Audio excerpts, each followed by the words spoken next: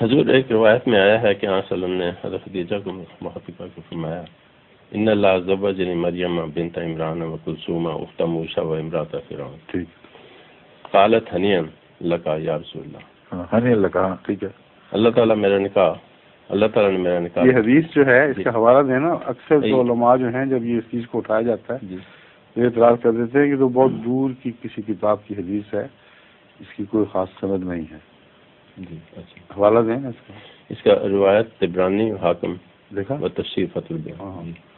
یہ بہت بعد کے زمانے کی کتب ہیں جن میں یہ حدیث آئی ہے، لیکن معنی ایسا ہے جس کی وجہ سے ہمیں اسے درست تسلیم کرنا پڑتا ہے، کیونکہ یہ کسی جھوٹے کو خیال نہیں آ سکتا اور اتنا گہرا مضمون ہے کہ فرضی طور پر کسی کے دماغ میں آ ہی نہیں سکتا.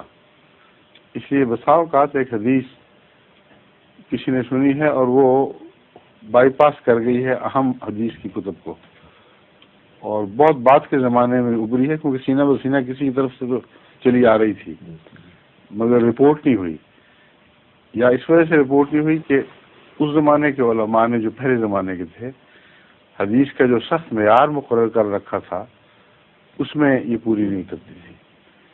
لیکن مشکل یہ ہے کہ روایت کا معیار تو بہت سخت رکھا گیا لیکن درایت کا معیار کو بھول گئے. بعض دفعہ روایت پکی بھی ہو، درایت سے مراد ہے نفس مضمون.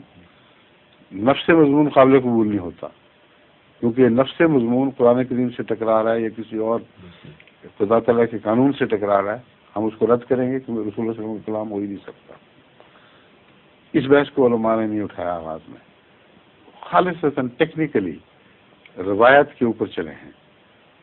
اور بس اس کے برعکس بھی ایک بات ہو سکتی تھی جو انہوں نے نظر انداز کر دی کہ روایت کمزور بھی ہو، اگر مضمون اپنی ذات میں قوت رکھتا ہو اور قرآن میں پر مبنی ہو اور نہایت گہرا عرفان رکھتا ہو تو ایسا عرفان ایک جھوٹے کو نصیب ہو ہی نہیں سکتا، نہ غرض ہے.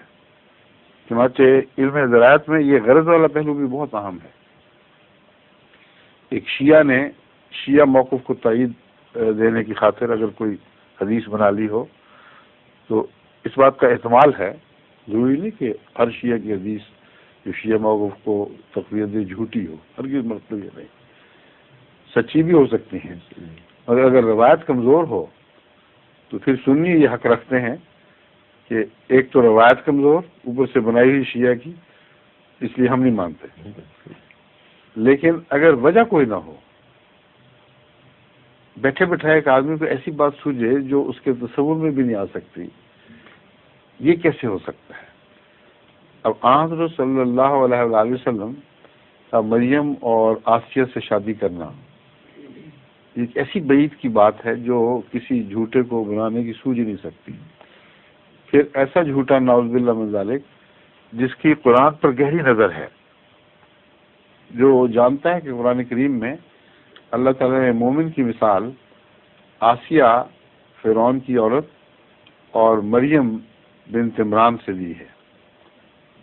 یہ مثال جو ہے یہ یاد آ جاتی ہے اور اس کی ایسی حکمت سمجھ آتی ہے جو ایک جھوٹے کے تصور میں بھی نہیں آ سکتی.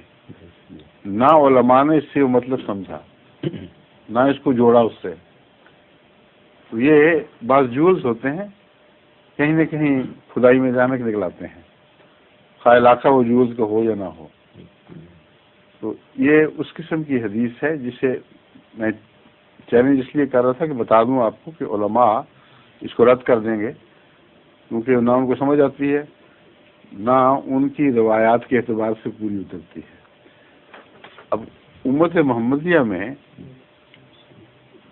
جو بھی محمد رسول اللہ صلی اللہ علیہ وسلم کے غلام ہیں وہ آپ کے روحانی فرزند ہیں، اور مومن کی مثال یا عمران کی بیوی سے عمران کی بیٹی عورت سے دی گئی ہے یا فرعون کی بیوی سے دی گئی ہے. تو ان دو حالتوں کے سوا مومن ہو ہی نہیں سکتا، اور یہ دونوں وہ حالتیں ہیں جن کا آغاز حضرت محمد رسول اللہ سے ہوتا ہے. مگر حضرت رسول اللہ صلی اللہ علیہ وسلم خود ان کے برابر نہیں ہیں، ان کی مثال یہ نہیں ہے.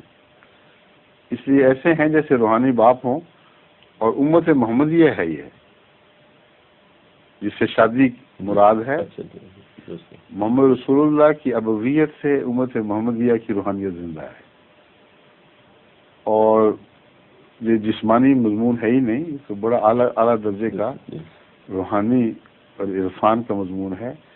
محمد رسول اللہ علیہ وسلم عام لوگوں کے باپ نہیں مگر خاتم الانبیاء ہیں، وہی مضمون ہے کہ نبیوں کے باپ نبیوں کے خاتم ہیں۔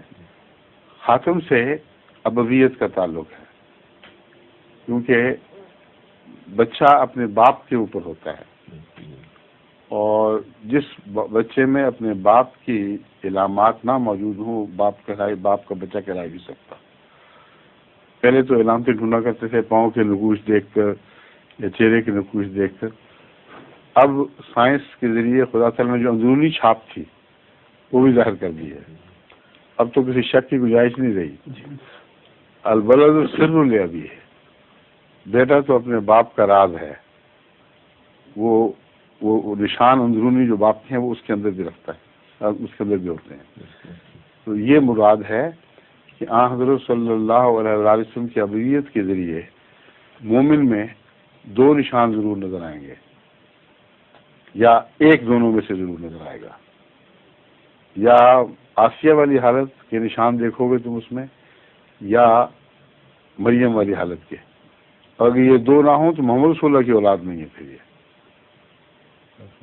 محمد رسول اللہ علیہ وسلم کی روحانی اولاد نہیں کہلا سکتی، کیونکہ خدا فرماتا ہے کہ دونوں میں سے کسی کی نشانی ملنی چاہیے۔ جس ماں کی طرف سے تم محمد رسول اللہ علیہ وسلم کی اولاد بنو گے، وہاں اس ماں اور اس باپ کے نشان تو ہونے چاہیے نا،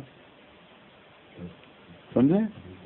اب اتنا باریک روحانی مضمون کوئی جھوٹا بیٹھے بیٹھے بنا لے اور پھر رسول اللہ صلی اللہ علیہ وسلم کے اوپر یہ اتنی بات گھڑ لی، تو ایسی لغو بات ہے، یعنی اس کا یہ بنانا، یہ الزام بڑا لغو ہے۔ اس لیے روایت ہو یا نہ ہو، بعض حدیثیں بولتی ہیں کہ ہم سچا کلام ہے، ٹھیک ہے۔